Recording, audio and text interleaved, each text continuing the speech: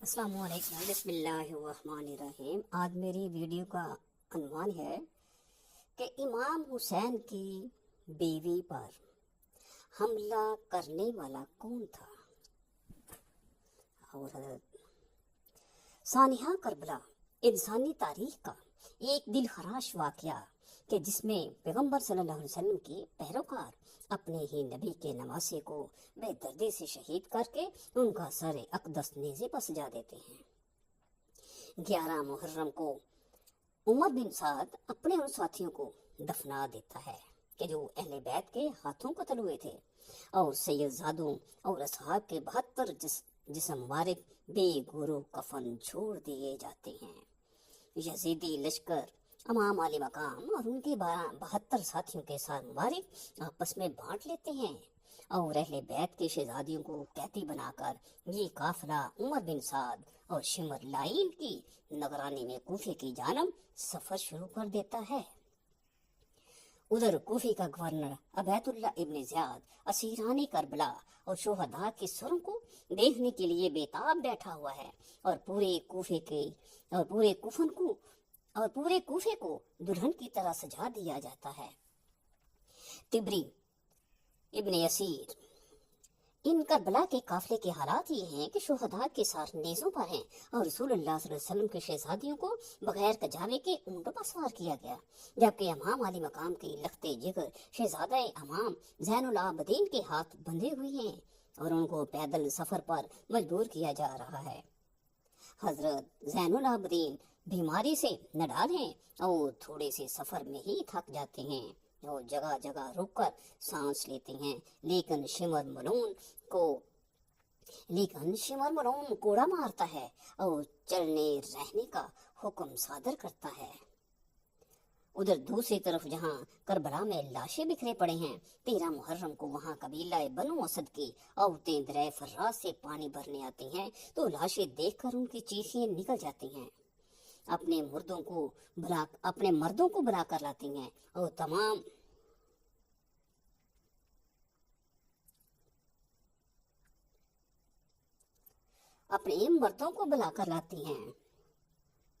تمام جسم مبارک کو ایک گھوڑا سوار شخص کی ہدایات کے مطابق دفنا دیا جاتا ہے۔ جرح تبری تاریخ الامم الملوک ابن کثیر البدائیہ والنہایات 189 اسیران کربلا کا قافلہ کوفہ کی جانب رواں دواں ہے۔ یزیدی سپاہیوں نے سستانے کے لیے قافلے کو راستے میں روکا۔ یہاں تاریخ تبری میں امام تبری اور البدائیہ اور النہایہ میں علامہ ابن کثیر لکھتے ہیں کہ یزیدی فوج شراب میں مست تھی، جس وجہ سے ایک سپاہی عنان بن جید نواسہ رسول صلی اللہ علیہ وسلم کی بیوی حضرت رباب کی طرف بد مستی میں بڑا تو شیر خدا کی شیر بیٹی حضرت زینب سلام اللہ علیہ نے قریبی کھڑے دوسرے سپاہی کی تلوار کھینچ کر پہلے عنان بن جید کا بڑھتا ہوا ہاتھ کاٹا، پھر اس کی گردن اڑا دی۔ اس واقعے کے بعد کافی دیر تک لشکر میں خاموشی چھائی۔ پھر حضرت زینب نے وہاں پر اہل بیت کی عظمت کے بارے میں خطبہ ارشاد فرمایا۔ امام تبری روایت کرتے ہیں کہ ابن سعد نے خولی کے ہاتھ امام علی مقام کا سر اقدس ابن زیاد کے دربار بھیجا۔ خولی جب کوفہ پہنچا تو رات کا وقت تھا، اس لیے وہ سر مبارک کو اپنے گھر لے گیا اور ایک برتن میں ڈھانپ دیا۔ سر مبارک کو دیکھ کر اس کی بیوی نوار سخت ناراض ہوئی کہ یہ تم نے کیا ظلم کر دیا ہے۔ وہ بیان کرتی ہیں کہ خدا کی قسم میں نے دیکھا کہ ایک نور برابر آسمان سے اس برتن تک ستون کے مانند چمک رہا ہے، اور میں سفید پرندے دیکھے جو برتن کے ارد گرد منڈلا رہے تھے۔ تبری ابن اسیر چنانچہ 12 محرم کو اسیران کربلا اور نواسہ رسول صلی اللہ علیہ وسلم کے سر مبارک کو ابن زیاد کے دربار میں پیش کیا گیا۔ شیر خدا کی شیر بیٹی حضرت زینب اور ابن زیاد کے درمیان سخت گفتگو ہوئی۔ کوفے کا درندہ صفت خونخوار حاکم عبداللہ ابن زیاد، جس کی تلوار سے خون ٹپک رہا ہے، جو فرزند رسول صلی اللہ علیہ وسلم امام حسین اور ان کے اعوان و انصار کا خون بہا کر مست اور مغرور اور کامیابی کے نشے میں بالکل چور ہے۔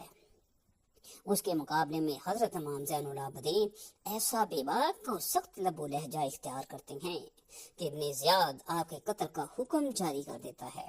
چنانچہ اگر جناب زینب سلام اللہ علیہ ڈھال کی مانند آپ کے سامنے آ کر یہ نہ کہتی کہ میں اپنے جیتے جی ایسا ہرگز نہ ہونے دوں گی، اور ایک عورت کے قتل کا مسئلہ درپیش نہ آتا، نیز یہ کہ قیدی کے طور پر دربار شام میں حاضر کرنا مقصود نہ ہوتا، تو عجب نہیں کہ ابن زیاد امام زین العابدین کے پاک خون سے بھی اپنے ہاتھ رنگین کر لیتا۔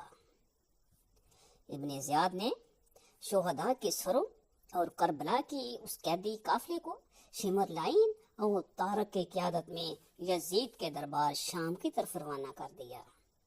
شیخ خوارزمی اور ابن الاسم لکھتے ہیں کہ جب قافلہ کوفے سے شام کی طرف روانہ ہوا تو اہل بیت سے ایسے ہی سلوک کیا گیا جس طرح جنگ میں جیتے ہوئے قیدیوں سے کیا جاتا ہے۔ اللہ اکبر! کیسے بدبخت ہوں گے ان شہروں کے لوگ جہاں سے قافلہ گزرا، لیکن وہ صرف تماشائی بنے رہے۔ امام زین العابدین سے منسوب روایات میں ابن زیاد شمر طارق کا قیدیوں سے برتاؤ یوں منقول ہوا ہے: حضرت امام حسین کے شہزادے کو ایک لاغر و نحیف اونٹ پر اس حال میں سوار کیا گیا کہ امام حسین کا سر نیزے پر، قیدی عورتیں ان کے پیچھے اور نیزے برادران کے اطراف میں موجود تھے۔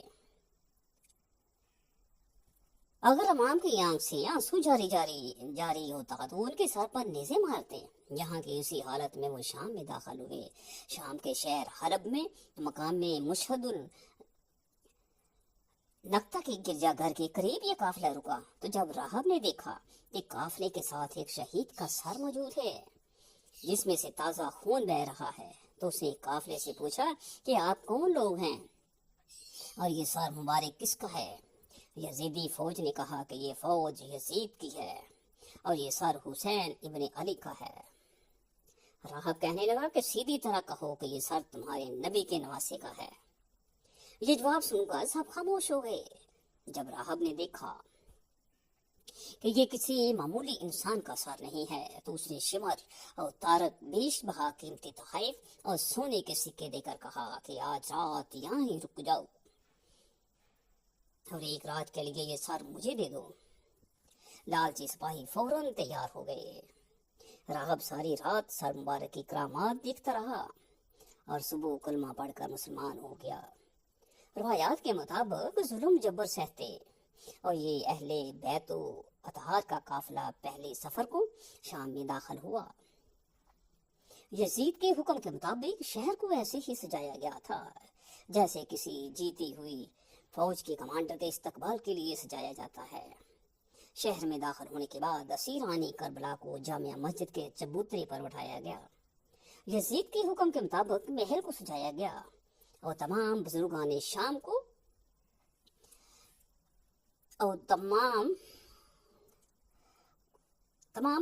شام کو محل میں مدعو کیا گیا۔ پھر حکم ہوا کہ اب اسیران کربلا کو حاضر کیا جائے۔ امام حسین کا سر مبارک ایک پشت میں پیش کیا گیا اور کھانے کے میز پر رکھ دیا گیا۔ یزید اپنے سار کے ساتھ شطرنج کھیلنے لگا اور جیسے ہی بازی جیتتا جام نوش کرتا اور باقی بچا ہوا جام پشت پر گرا دیتا۔ دربار میں موجود مروان بن حکم کے بھائی یحییٰ بن حکم اور صحابی رسول صلی اللہ علیہ وسلم ابو برزہ سلمان نے جب یزید کی ان حرکتوں پر اعتراض کیا تو یزید نے ان دونوں کو ذلیل و خوار کر کے اپنے دربار سے نکال دیا۔ اسی طرح شام میں چاہے وہ یزید کا دربار ہو یا مسجد میں لوگوں کا بے پناہ ہجوم بڑے ہی واضح الفاظ میں دشمن کی سازشوں سے پردہ اٹھا کر حقائق کا برملا اظہار کرتے رہتے ہیں۔ چنانچہ حضرت زین العابدین کے ان تمام خطبوں اور تقریروں میں اہل بیت کی حقانیت اور موجودہ حکومت کے جرائم اور ظلم و زیادتی کا پردہ چاک کرتے ہوئے نہایت ہی تلخ اور درشت لب و لہجہ میں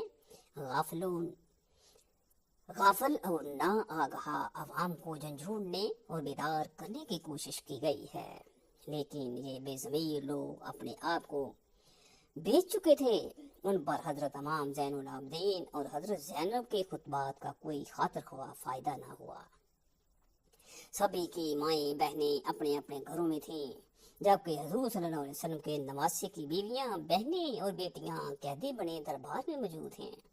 اللہ اکبر، کیوں نہ وہاں موجود لوگوں کے دل پھٹ پڑے۔ اس کے بعد یزید نے قافلے کو آزاد کرتے ہوئے مدینے بھیج دیا۔ اللہ سے یہ دعا ہے کہ ہم اپنے نبی آخر زمان حضرت محمد صلی اللہ علیہ وسلم اور ان کی پاک آل پر اپنے جان نثار کرنے والے بن جائیں۔ اے اللہ پاک ہمارے گناہوں کو بخش دے اور سننے والے کے گناہوں کو بھی بخش دے۔ وما علینا الا البلاغ المبین۔